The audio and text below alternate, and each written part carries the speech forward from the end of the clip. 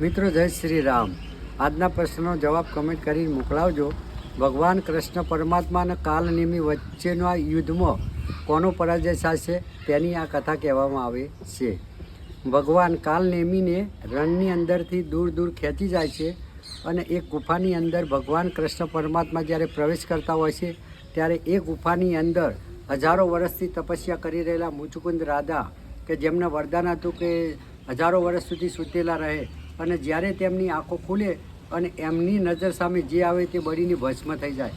ભગવાન કૃષ્ણ પરમાત્મા કાલનેમીને ગુફાની અંદર ખેંચી ગયા અને ભગવાન પોતાનું વલકલ મુચુકુંદ રાજાને ઓઢાડી અને તે ગુફાની બહાર નીકળી ગયા.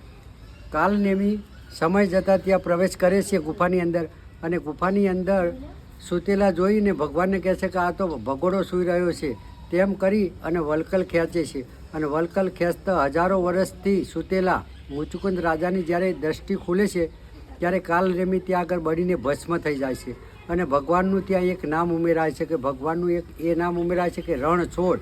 રણ છોડીને ભાગ્યા અને ભગવાનને એના થકી એક નામ નવું મળી જાય છે.